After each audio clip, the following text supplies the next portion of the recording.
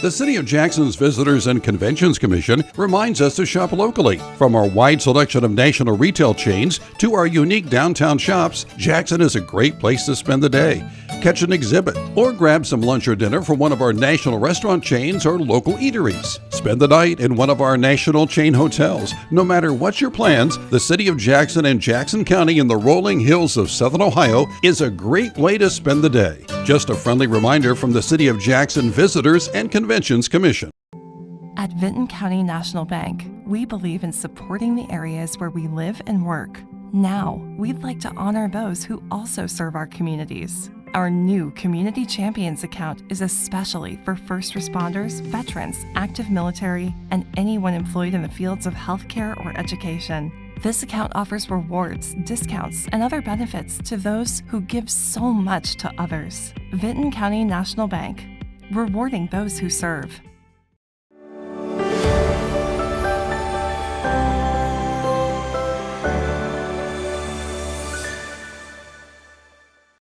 Well, good morning, everyone. Welcome to Main Street TV. I feel like I'm talking too loud, Dylan. Hopefully I'm not.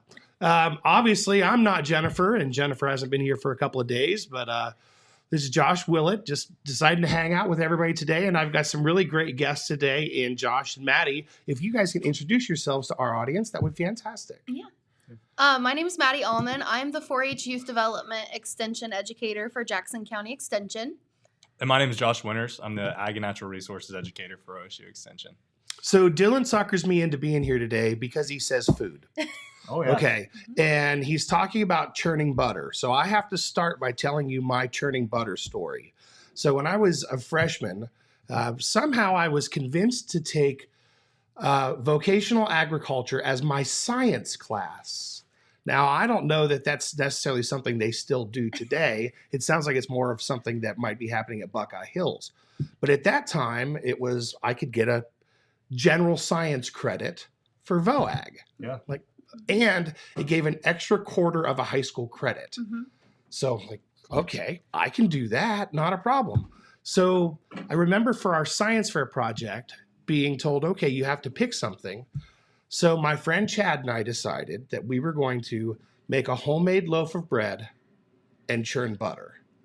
So this isn't the first time I've been around churning butter, but I got to do it as a science fair project. That's cool. So after that, I was like, okay, I guess I better switch to something a little different. So I ended up taking biology and that stuff later on. But so this isn't a first for me, but It's been, I think Jennifer usually calls it a couple years ago since I got to do that. So anyway, so when I think about churning butter, now again, I've gotten a chance to do that, but you've got some really neat ingredients up here too. But for people who've never done this before, can you kind of explain the process of how you would do that? And then we'll go back and talk maybe a little bit more about what you guys actually do. Yeah. So this is a project that we usually do in our schools during our after-school programs.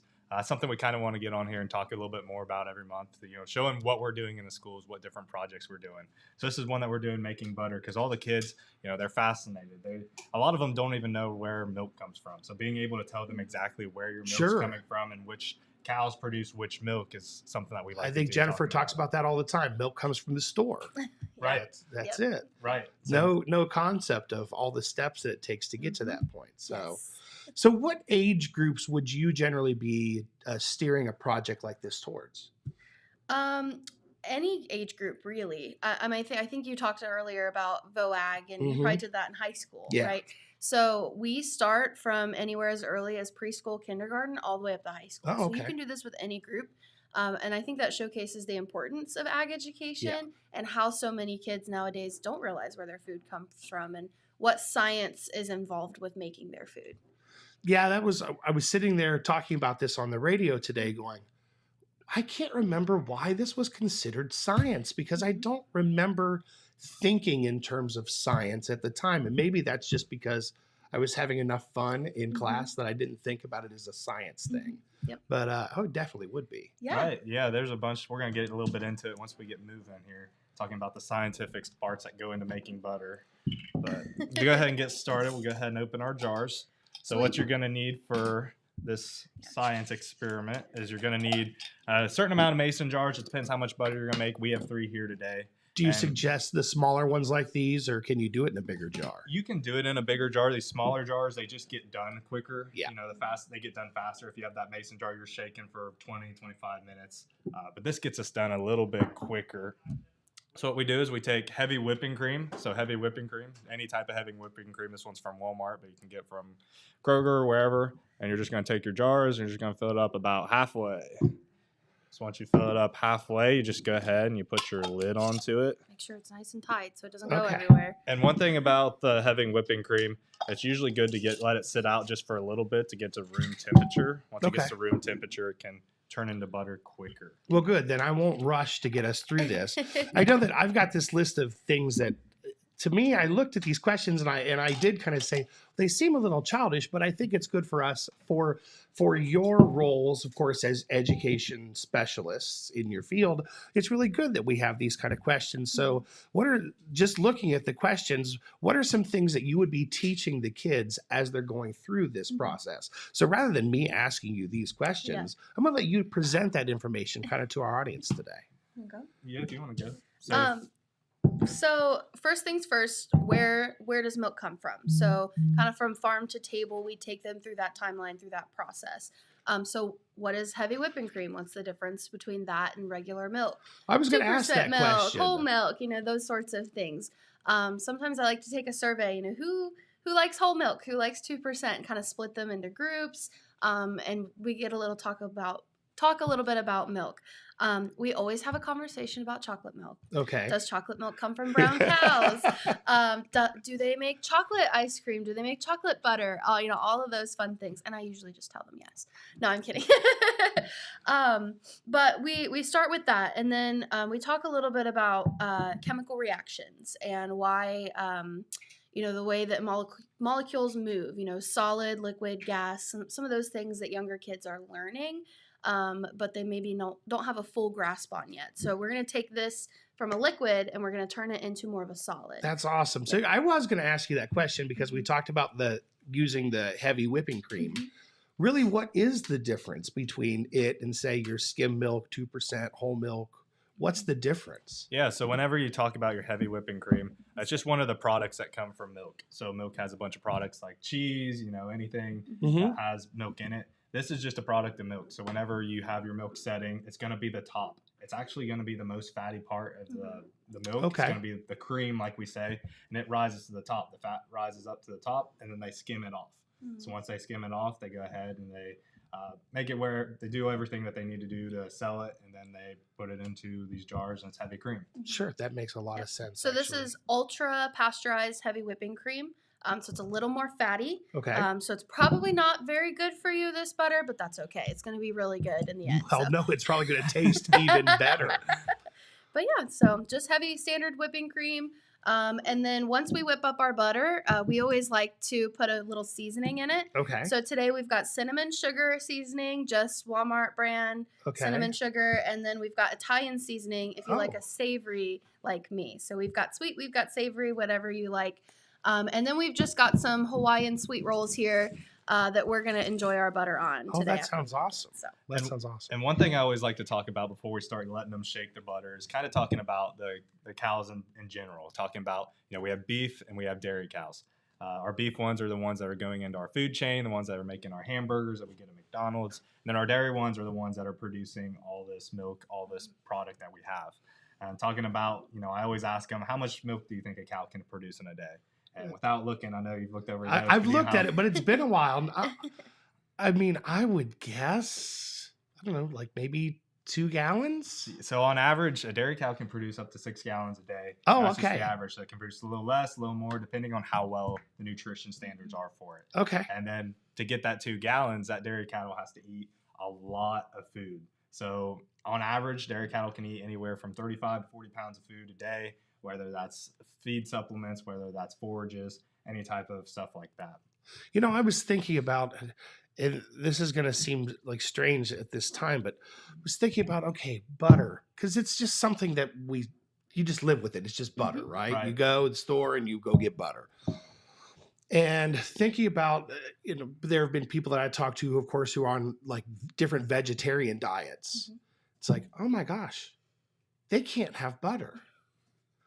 And it's like it dawned on me that something as simple, as staple as butter Mhm. is something that, because of the way that it's produced now, I'm sure that a margarine would be a substitute, Mhm. correct? It could, Ish. it should be, because that's made of soybeans. Sure. As long as it's all soybean, it should be able to fit a vegan diet. But it's so nice to see the natural side of what's Mhm. about to happen versus that. But I'm like, oh my gosh, I guess if I were a vegetarian, I couldn't actually have butter. Yeah. Oh, and I use real butter. I love real butter. Mhm. Yeah. So this is really good for me. So after we talk to all the kids, bore them down a little bit, kind of making them sit still for a solid 5-10 Yes. minutes, you give them these jars. And then once you give them the jars, you say, just start shaking. Okay. That's what So we're we're going to gonna do. And then shake. they just start shaking. And they're so excited. They're throwing it. I always tell them, two hands on the butter. Okay. You can do one hand if you want. It's up to you. But I know those kids, they get a little rough with it. I don't want to see a jar fly across the room and ruin their butter. So I have a little secret. At my house, we have a Pampered Chef, shameless plug, tool at the house that is actually to help us to churn butter. Yeah. So we've made our own butter at the house before using that Pampered Chef thing. My wife was a Pampered Chef consultant for several years. Yeah. Ooh, I can already feel it. Yeah. Yes. Yeah. Yeah. So what we like to talk about whenever we start getting it slung around, we kind of talk about like the whipping cream we've already talked about. But we also all talk about the change it's going to, whether it's going to be a chemical or whether it's going to be a physical change. So what do you think this one's turning into? Well, it Chemical should or be physical? turning in. Oh, it should be a physical change, Yeah, correct? right. Yeah. So as Maddie said earlier, it's going from a liquid to a solid. So it's just changing its state of form. So that's a physical change. Because if you let this sit out, once you get the butter separated from the actual milk, it's actually going to be able to separate back into heavy whipping cream if you let it sit. So for our audience, hopefully this isn't shaking so bad into the microphone. Yeah. that I'm you trying to can't hold hear it away here. but, I can actually hear like a little bit of a chunk that's starting to form in there. At least it feels like that coming off the lid. So. So we start to shake it. And then usually once we get to the point where it feels like you can't shake it, I have them just stop for a second. And then I'm like, feel what it feels like. Does it feel thicker? Like you said, you start feeling a chunk, it starts to get thicker. So as it gets thicker, you just keep shaking it, and then eventually the butter is going to start to move out of it.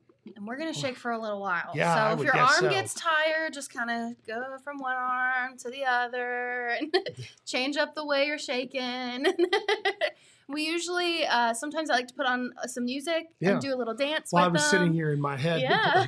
I'm in my head thinking of Taylor Swift Shake It Off. Yes, yes. And also looking at the camera and making sure it doesn't look like I'm using a shake weight. So anyway, that's funny. And then I always ask the kids, I know you've already mentioned it once, how did they make butter in the past? So talking about how they churn butter. Right. So they sit all day and just start churning it, how that would do the process. So again, I guess when I was thinking about churning butter, I was thinking of that kind of old school, some kind of wooden thing with the rod to go. I don't know how that thing really works, but is there really a difference between what we're doing now? Sorry, this is a lot of fun. Is there really a difference between doing it that way versus doing it the way we're doing it now? Not really. No, because we're essentially doing it the same way. We're just going to get it done quicker. Oh, Because okay. with the churn, it's just moving around and around and around. It's nothing different from us than just shaking it like this. It'll eventually turn into But if butter. you It's were- just going to take a little longer. Oh my gosh, just thinking about doing that, Mhm. churning and taking longer. I mean, it's definitely, I'm not hearing it the same way I was. Yeah. So it's obviously making a difference. And that butter churn, that's a larger amount of butter, right? Yeah. It's a whole big bucket, maybe a few gallons of cream.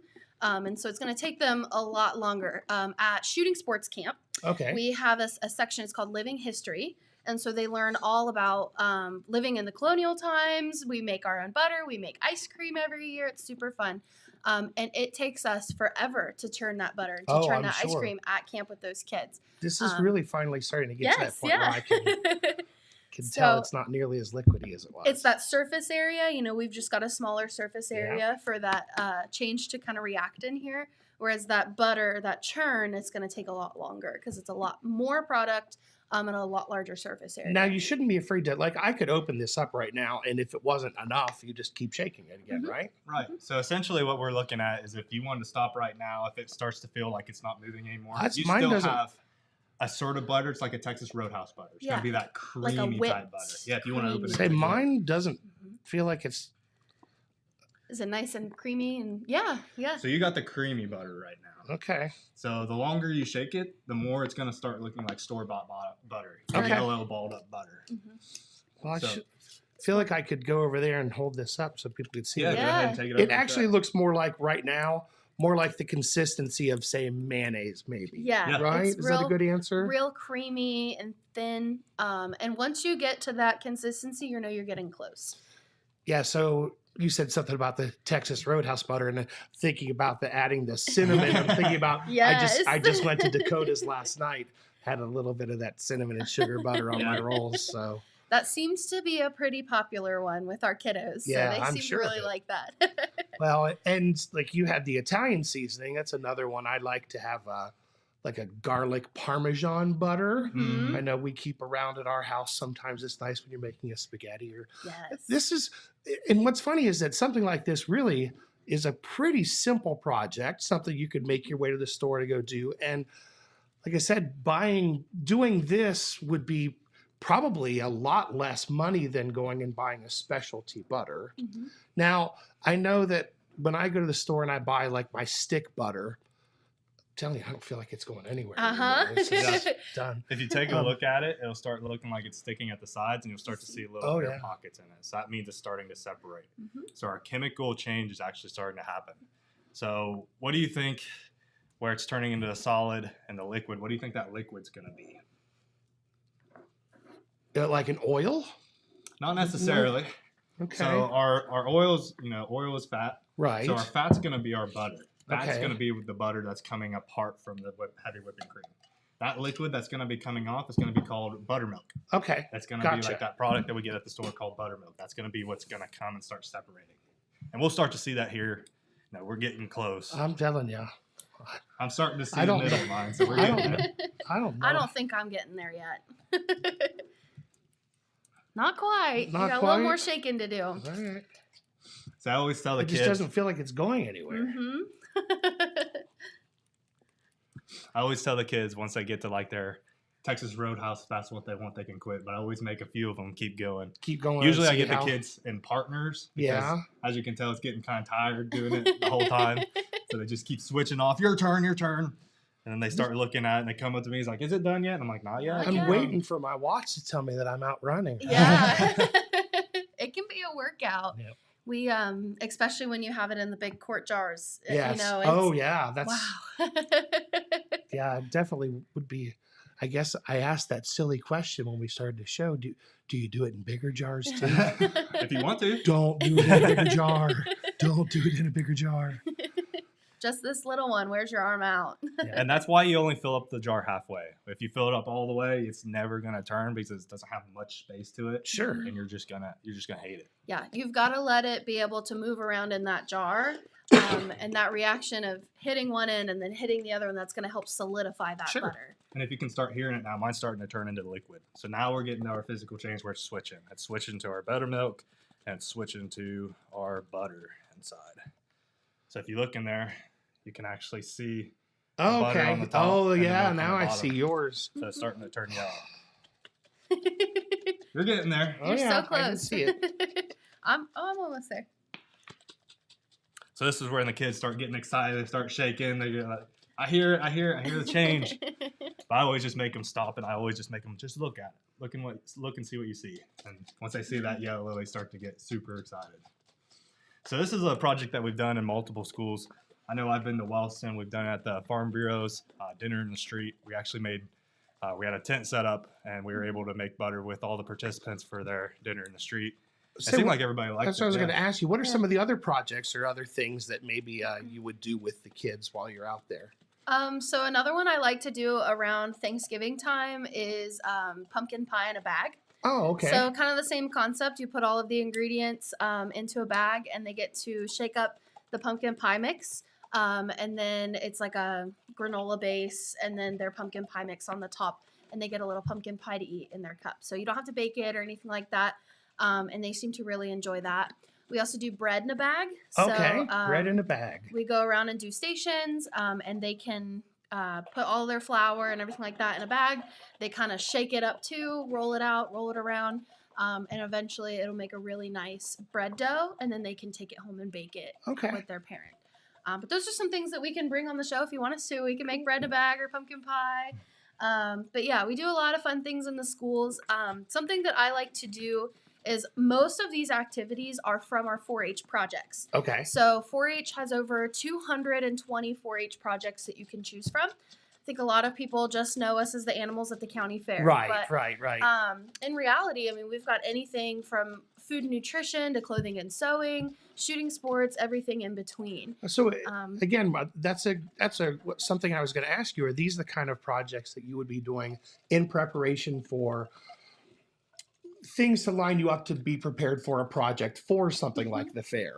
Maybe not this as a fair project. Yeah, so I think making butter in a jar is one of the projects or is an activity in one of our food nutrition projects. Okay. If not, I think it might be in the living history project. I'll have to look that up for you. But yeah, so they get their project book. So if it's a food nutrition, like we have one, Star Spangled Foods is one of those project books. And so there's different activities, different chapters in that books where they learn different skills, different activities. You're getting there, you're getting close. I got it now. Yeah. And they complete those steps, those activities, and they take that book in and all of the stuff that they've made or a poster board or something like that into a judging. They sit down with a judge and talk about everything that they learned. Then they can exhibit their poster board or their book at the county fair. I got it. Yep. Cool. Yep. And then one thing that we're really excited about is through Extension, they have a big STEM grant. Mm-hmm. So a lot of this funding that we go to the schools and do this, we can buy our products from the store through that STEM grant. Mm-hmm. So that STEM grant we use for Wellston, Jackson, and Oak Hill. Nice. Yep. So yeah, if you're a teacher or a parent and you're interested in having more STEM education or stuff like this in your schools, give us a call. We'd be more than happy to come out and do some fun activities. We do in-school and after-school programs. I find myself doing after-school a lot. It's super fun. So well, that's what I was thinking about the programs. I know when I was teaching, of course, they had the after-school program. What was called the RAP program at Wellston. Yep. So I know that they had that happening a lot. That's what I was thinking to myself. Do you do more time during the day in classrooms or more after school? Yep. So I'm glad that you mentioned that. Yep. On Friday, I'll be at Oak Hill during the day. I do a STEM class with Miss Haggerty. Shout out Miss Haggerty. And so we do a lot of STEM education with them. We made lava lamps last time. It was super fun. Awesome. We'll have to bring in lava lamps. Those will be fun. Yeah. Oh, no. Yeah, it's something. Got a little butter on my hand. And so, yeah, sometimes I'm in school. Sometimes I do a lot of after school. It just kind of depends on where schools can fit me in and what the most need for them is. Sure. I would say those after school programs is a great place to start. And like you said, with the grant funding, that really helps, and you can give the kids something that they can go home with at the end of the day, especially if it's something that is simply useful as butter. Yes. So that's fantastic. See where I'm at here. I haven't looked at mine at all. All right, so I would say mine's done. So we've already separated it. So I don't know if they can see what it looks like. But over here, we have just our buttermilk. So that's taking the milk out of the butter. And then in here, we have the actual butter. So Oh, that's a perfect camera view there. Yeah. Thank you, Dylan. I got to there's a little bit of a delay. Maybe. All right. Mine's starting So there's our butter. So that's what our butter looks like. And then our buttermilk. You know, we can just see mine's that starting right to look here. more like a scoop just of the ice buttermilk. cream. Yes, that's where mine's at. So we would say this one's most likely done. There's a little bit of liquid. It's a little bit liquidy if you like really hard butter. You want to keep shaking it. I know I like that kind of Texas Roadhouse butter, so Sure, I like it to be yes. a little smoother whenever we have it. I just heard a ding, Dylan. I was hoping that wasn't my computer dinging for you. Oh, I'm starting to leak. Uh-oh. Uh-oh.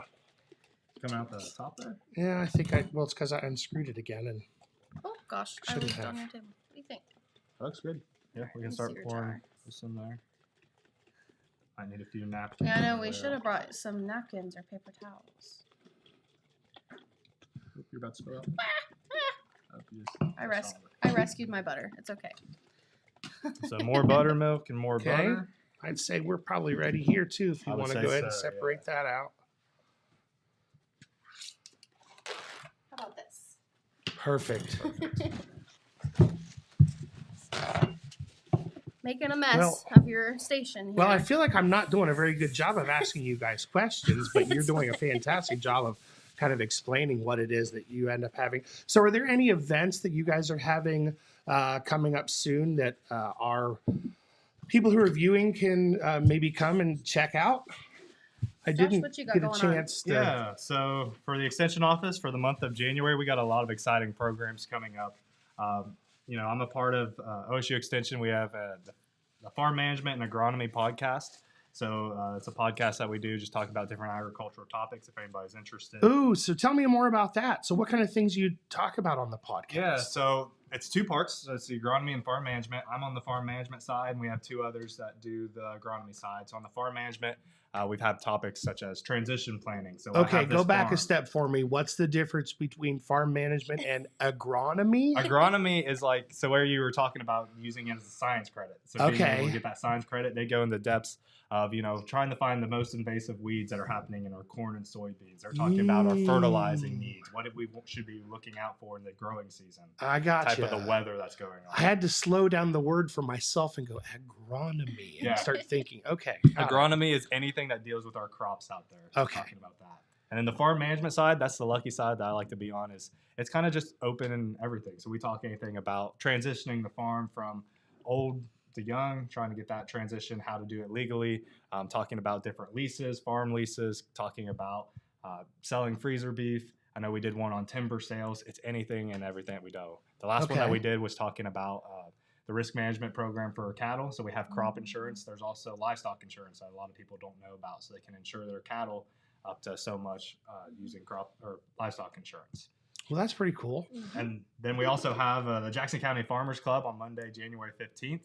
We've got our program manager for the benchmarking program for OSU Extension. He's going to come in. He's going to talk about running the numbers on an operation. Once you run those numbers, showing you what those numbers mean, shows you how well you're doing in certain spaces, and it'll also show you where you need to improve on. We've also got a pesticide recertification class. That's one that we do every single year.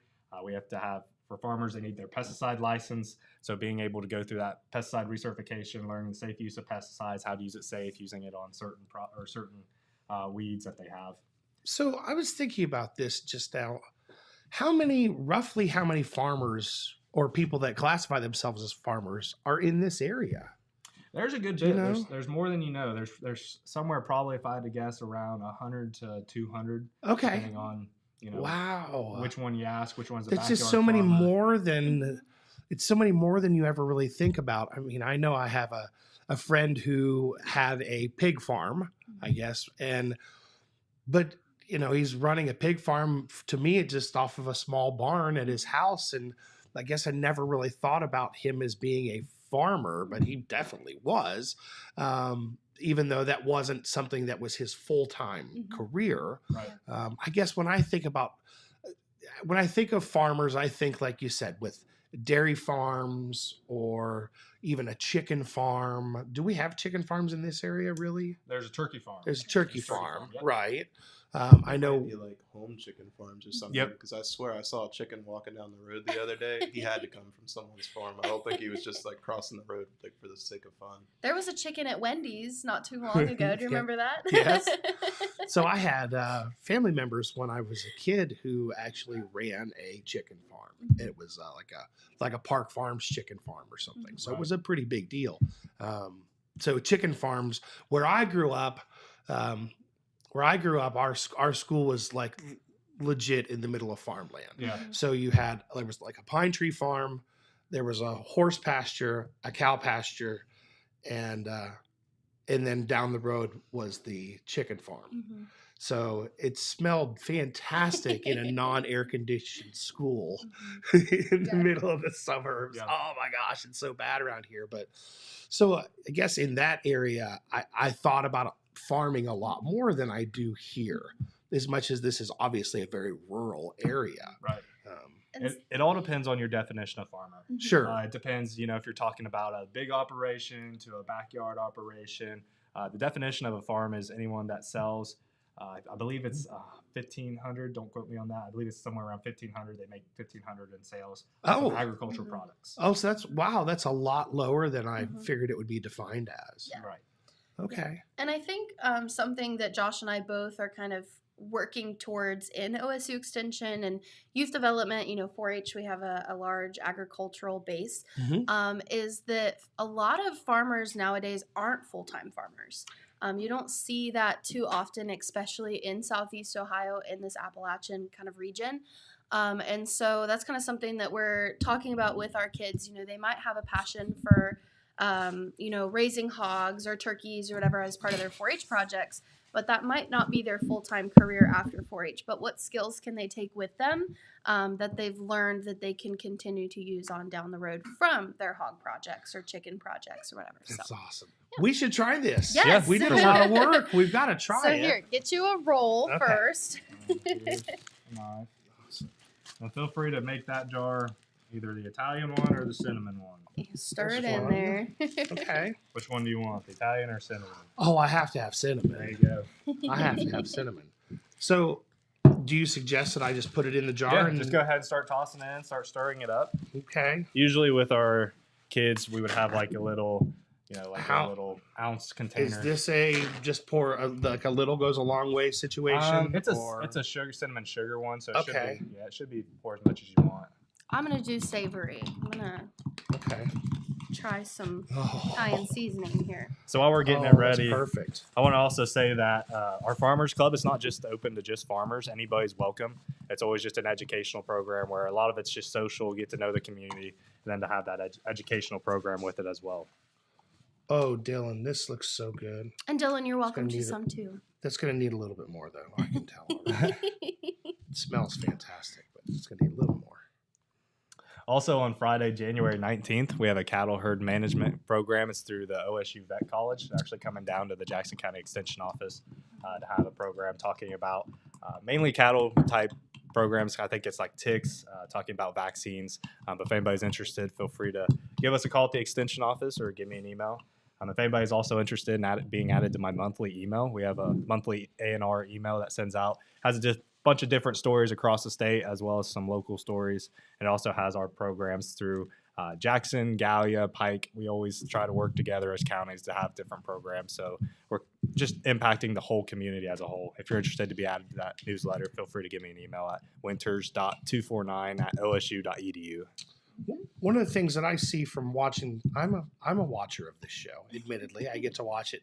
Usually, I watch it from the road. Did I say that out loud? I'll put it up on my phone as I'm driving from like place to place. Oh my gosh, Dylan, you've got to come over here and get some of this. Which one do you want, Dylan? But so I know it seems like a lot of the different organizations, that there are tons of different organizations in this area that all seem to get to work together, which I think is, just so amazing to get to see that. I think about the Farm Bureau. Right. And so do you guys do as many things together as I assume that you do? Yeah, we work with the Farm Bureau a lot, actually. So we were at their Dinner in the Street event. We made butter, which was super fun. The Farm Bureau supports the county fair a lot, and we're super grateful for them. Usually in the spring, the Farm Bureau puts on Ag Exploration Day for all of the second graders in Jackson and Vinton counties. They come actually out to the extension office, to the research farm there, and learn all about agriculture. And the Farm Bureau does a great job partnering with FFA and 4-H to kind of bring that out there. Last year, Josh was toting around lambs, showing all of the kids lambs, and I think I had rabbits and chicks for the kids to look at. The Farm Bureau also helps us with a quality assurance session. So all of our kids that take animals to the county fair, they have to complete something called quality assurance, basically quality care of animals, making sure that our food systems are staying safe. So they learn all about, administering medications correctly, proper feed management, a lot of those important practices of handling livestock. And the Farm Bureau helps us put one of those on in March. So our kids get a free meal out of that. Last year we had, I think, 125 kids come to that quality assurance session alone. So it was a huge hit. So yeah, the Farm Bureau is super awesome. I know Josh works a lot like with the Farm Service Agency and some different local ag agencies in the community as well. He could probably talk a little bit more about that. I just think it's important for our audience to understand that when we say education, we're not necessarily just talking about children here. We're talking really adult education as well. So getting to see, both sides of that happening, whether it be with things like the podcast or whatever that was. I'm sorry. Having that and the things going out into the schools, I think that is so neat for everybody to be able to see just the different ways that you're able to outreach. I'm going to taste this. Have you tasted yours yet? I haven't tasted mine. Have you tasted yours yet? Dylan? Oh, yeah. I'll come over. But yeah, I would like to also mention. Oh, gosh, that's so good. Yeah, it is, isn't it? Worth the effort. So this one's the cinnamon sugar. If you want some of it, or else there's the cinnamon sugar. Here, I have half a roll if you want it. Now I've touched it, as long as that's okay with you. So can't eat too many carbs. Yeah. Of course, I didn't make a New Year's resolution this year, so I guess I can have as many as I want. But going back to our partnerships in the community, we do have a lot of good partners. One of the ones that helped me out a lot is the Farm Service Agency and Soil and Water over there right off of Fairgreens Road. Sure. They've got a lot of good resources for anybody that is looking into either starting a farm or whether they want to start looking into different programs. There's also NRCS through that building too as well. But, working with them, working through the schools, our schools are a big partner that we have, being able to go into it without their school. Without them, we wouldn't be able to go into schools and start doing these programs. And we wouldn't be able to have this grant that we have that we're able to go into. Yes, absolutely. The schools wrote letters of support for us to get that grant funding. Oh, so that's we're great. Thankful for them. The Jackson City Library, we work with them a lot. We hosted a hike night out at Canner's Cave not too long ago and had a really great turnout. And so we work with the library a lot to reach adults and youth as well. So we try and really reach out to our community in the most ways as possible. So if you're a community organization that wants to reach out and work with OSU Extension, whether that's we have 2 food and nutrition staff. We have FNEP and SNAP-Ed. And so they work with different programs to teach food and nutrition education and healthy living programs. And so they do a great job. They are also in the schools and different adult community organizations. So if you want agricultural education, youth development education, STEM education, healthy living, anything of the sort, we can definitely partner with you and work through that. I mean, my brain just kind of, my wheels are turning in my brain right now because I'm thinking about some of the different partnerships I know that we do with Tri-City, with whether it be the dog pound coming in or the library coming in and dealing with books. There's probably something that is a movie related that we could do during our free summer movie series. Yes. I had a friend. Take a movie and connect it. Yeah. I had a friend actually who I grew up in with 4-H. And she was a part of the National 4-H Film Festival. Oh. So 4-H, we have a lot of creative arts projects, photography and videography, where kids learn about making their own movies and a video production and things like that. So 4-H isn't just animals, it's everything in between. So that's kind of a fun connection that we can make through 4-H as we teach kids those skills. We'll have to make sure we give me till April and we'll start having that conversation, see if we can't put something together for that this summer. Well, is there anything else that I feel like that we need to tell everybody? The butter was fantastic. You haven't tried yours yet. Oh, I tried mine. I did. Okay, good. Just some 4-H side of things that I wanted to share. So Josh shared kind of some of the things that are going on in the ag and natural resources world in the county. On the 4-H end of things, we're kind of starting up our year. So 4-H is year round. I think a lot of people think that we're kind of just there at the county fair in the summer, but it's not a summer program. So we actually do things all year round. So right now I'm putting out a call for volunteers. Okay. So if anybody is interested in serving youth in the community as a 4-H volunteer, volunteer applications are due the end of this month, January 31st. So reach out to me if you're interested in being a volunteer. There's a process that we have to go through, but we're always looking for people to kind of help teach our youth and provide their skills. That's what I was going to ask you. What kind of things do you have volunteers taking care of? Right now, we have a huge need for shooting sports. We do not have a shooting sports program in our county anymore. We kind of lost that volunteer knowledge base.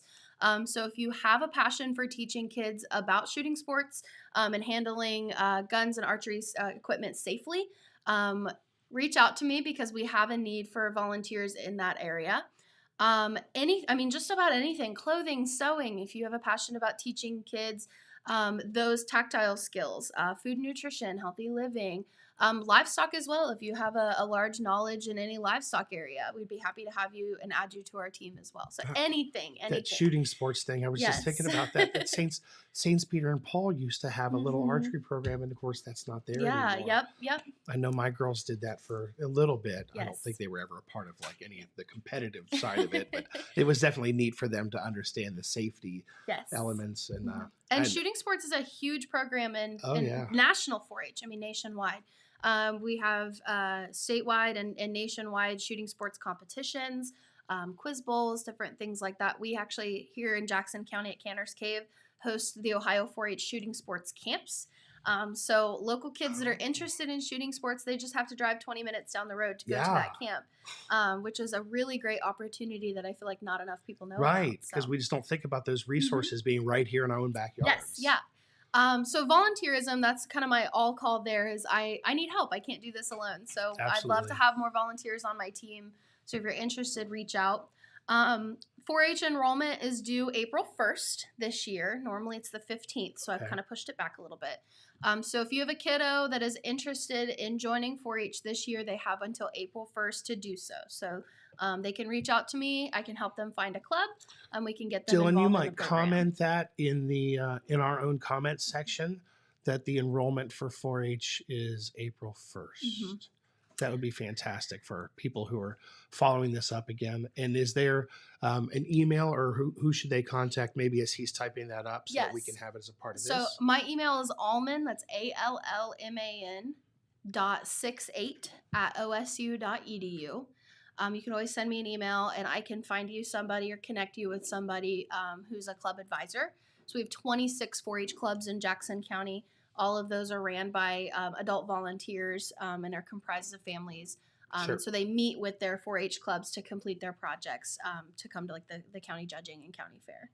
So if they're interested in joining 4-H, but they still want to learn a little bit more, I'm starting to promote my spring project fair. So last year I came on the show and talked about my spring project fair. So that this year is going to be March 7th. Okay.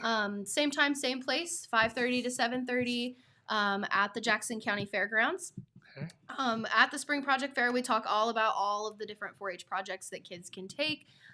There usually are some live animals there that they get to pet and get their hands on, but lots of fun goodies and things that they can walk away with from that event too. So if you're kind of on the fence about the Spring Project Fair and you're not really sure what 4-H entails. That would be perfect. Great opportunity just to see a little bit of everything. Yes, we have tables set up all around the room for every single 4-H project area. And if I remember correctly, that was like really well attended for you guys last year. Yes, I was so happy and ecstatic. We had probably 300 people walk through our doors that night. So hopefully we can break that record. Yes. And have more people come this year.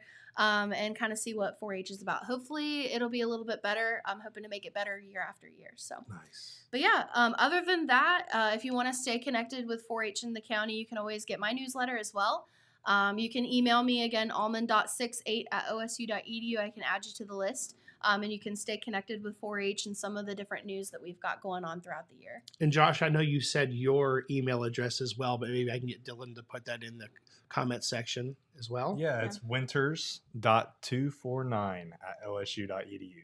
Okay. And all this information, it also can be found at our website. If you go to jackson.osu.edu, you should be able to find all our information. You can go into the 4-H tab, the A&R tab, and you should be able to find everything you need. Oh, that's awesome. Dylan, is there anything else over here that I should be asking them? I know that you had some things that you were planning on kind of to end the show, and I don't know if you're going to make me tell everybody what the weather's supposed to be, but I'm hearing rumors of a possibility of some of that white nasties coming up this weekend, maybe.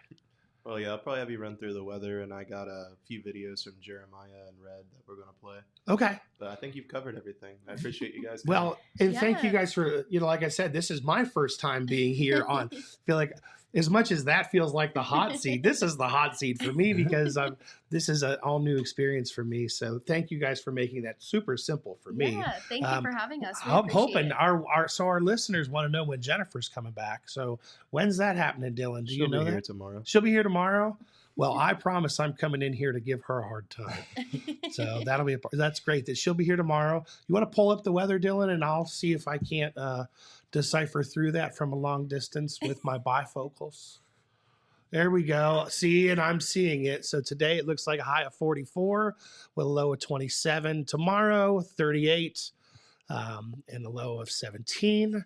Looks like Friday, but this is the part that I'm talking about. I'm looking at Saturday, Dylan, and this is scaring me a little bit because I'm seeing a high of 40, a low of 30, and it looks like we're supposed to have some kind of wintry mix. Now, I have seen other things. Let's hope that because I say it out loud and it's being recorded, that it doesn't come true, because I'm hearing rumors of anywhere between 2 and 4 inches.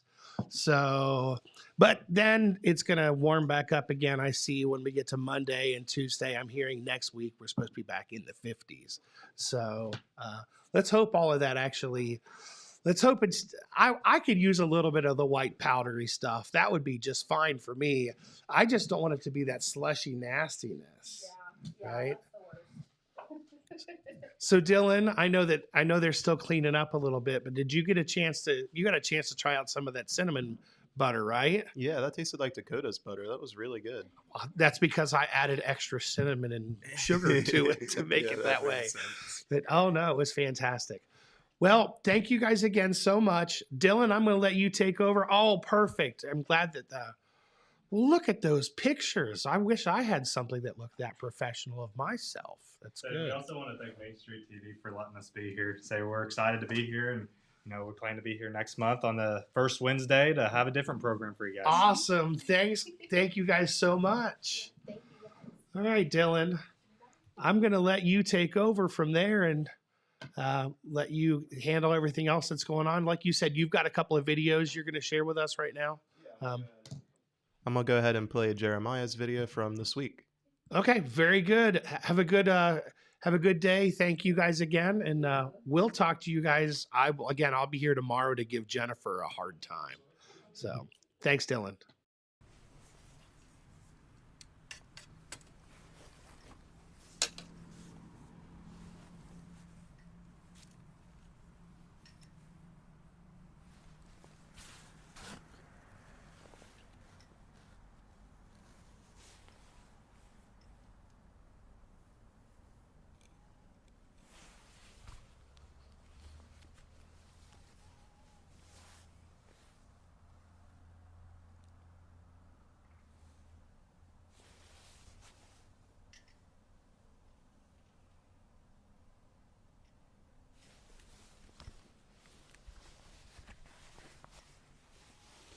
Hello and good evening. My name's Jeremiah Shavert. I'm a multimedia journalist with the Telegram. I'm broadcasting live here in the village of Colton, where this evening Colton Village Council was supposed to have a village council meeting, but they were unable to meet due to a lack of quorum. So at the end of the year, there's 6 council members on council, and here at the new year there's only 3. That is because 2 council members did not seek re-election, and a third had become mayor for the village of Colton. So now council's down 3 members, and they are seeking members from the village of Colton to join council so that they will be able to meet here and take care of business. So if you are interested in joining the village council here in the village of Colton, Ohio, you have to resign in the village for 1 year, and you have to also be a registered voter as well. If you're interested in becoming a member of council, type up a resume and bring it here to the village building, the Colton Community Building here in the village. It's right across from the post office here in the village, and you can drop that in the drop box outside, or you can take it in during business hours. And that's Monday through Thursday here from, I believe, 8 to 4:30 here at the village, or you can mail that resume and post and mark it for the Village of Colton, and that's P.O. Box, I believe, 98 for Colton, Ohio. So just wanted to go live and kind of let people know. Hopefully you'll be able to hear me okay. Kind of let people know a little bit of what happened. So once again, for anybody just joining, I am in the Village of Colton, Ohio, where tonight the Village Council was going to meet for the first meeting of the new year for 2024, and they were not able to do so because they had a lack of quorum. They needed 4 council members to be able to meet. They only had 3, so they're seeking 3 council members to join to bring them back up to 6. So if you are interested in joining the village, submit a resume, and you can drop that off here at the village building or drop it in the drop box outside, or you can even mail that. That's P.O. Box 98, Colton, Ohio. So anyhow, the next meeting, Colton Council typically meets on the first and third Tuesday of the month here at the village building. They meet at 7 o'clock in the evening, and so the next council meeting is obviously canceled because they don't have enough council members to appoint to council, and the mayor can't appoint anybody to council until 30 days had passed. So the next meeting will be the first Tuesday in February. Will be the next Colton Village Council meeting. So just wanted to go live, and hopefully you're hearing me okay. You can see me okay. Testing out some new equipment this evening, so hopefully everything's going good. It's a little cold out here, so I'm gonna go ahead and sign off. Reporting for the Telegram on the telegramnews.com, I'm Jeremiah Shaver. And yeah, we thank Jeremiah for putting together that little video, or I guess it was more of a live, but for us it's kind of now a video. So he was talking about the Colton, some of the stuff going on down there. And so I'm Dylan. I'm covering for Jen for a little bit. But it was really nice having some of the OSU Extension people on. We very much appreciate them coming in. And that was a fun little thing to put together, just going through and making some butter. And I'll be honest, I didn't know you could make butter like that. I mean, I knew you could like churn it, but as they had kind of talked about, for me, I always just kind of get butter from a store. But that's a really nice system, and I might end up trying that out myself. And I got a chance to try some of it, and it was really good, actually. I liked it a lot. But and when they were here, they went through some of the different things, such as where does milk come from, what type of products are produced from milk, what do dairy cows eat to produce milk, just like the physical change or chemical change. So that was a physical change because they were physically shaking it. But yeah, we appreciate them, and I'm going to go ahead and play another video from Red Thompson after a basketball game. Okay, we're here with Red Thompson, Total Media, and we're here with legendary coach Doug Hale. He was here tonight to be honored with 2 of the 3 teams he took to the state tournament. Coach, a sold-out crowd tonight, and had to be quite an emotional night for you. Oh, it sure was, Red. It was great seeing the kids and their kids now. So it's been a minute, but that feeling of pride in our community and with the girls and the school, it never goes away. Going back to those days, it was really the glory days of Oak Hill girls basketball.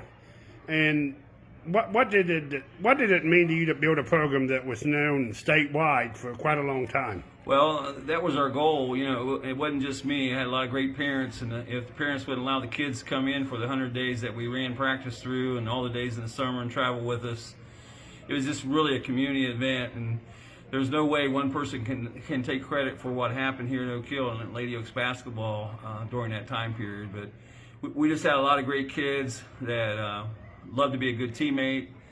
They do anything for each other. Coaching staff was the same way as them, and the community and administrative support at school was just outstanding, and it was a great time. You know, life's about memories, and certainly you've had your share. You've had 10 books worth of memories. But Doug, playing at Ohio State, what was that like? Well, it was always when I first was a young coach, back when I was 21 years old, and I go to the Boys State tournament, and you'd sit there and just see all the teams and the communities and how much fun they were having. As I sat there and reflect on the games I was watching, I'm like, man, it'd just be great to get our team up here and our community up here and share in this atmosphere. Took a long time, but one thing that I do remember in 2004 when we won that game in the regionals is just how humbling it was to think about of all the kids and all the players that came before us or before that group that helped prepare and get that team ready for that regional championship there in Lancaster.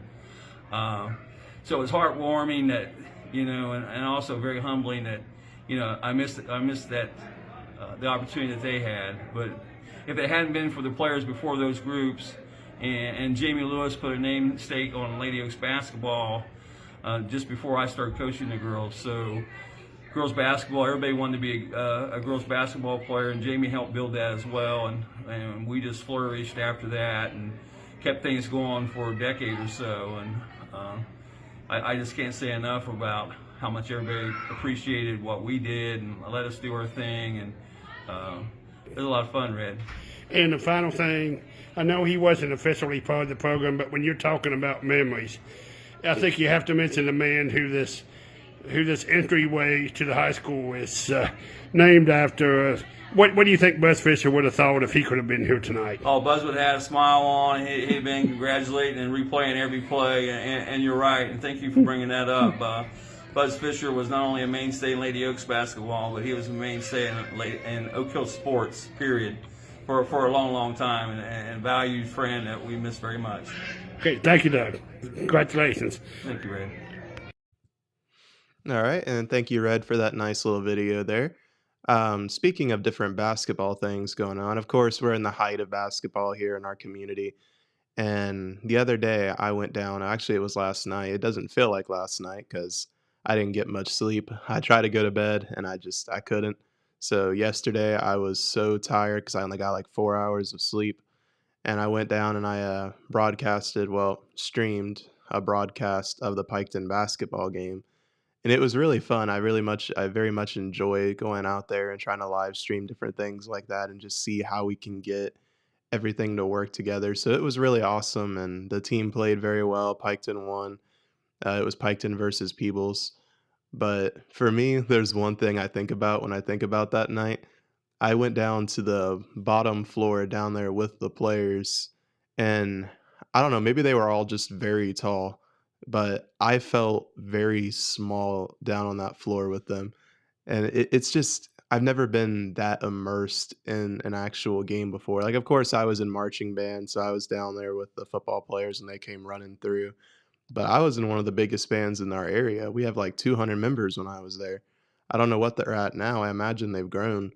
But I wasn't the only one down there. And then being part of the total media, going down and trying to video everything, I was the only one. And I guess I just felt so small, but it was awesome, Like that was just a really fun thing that I enjoyed doing. And I'm excited for our next upcoming games. And I encourage all of you to tune in for those. It's on Main Street TV here on Facebook and on Total Media on YouTube.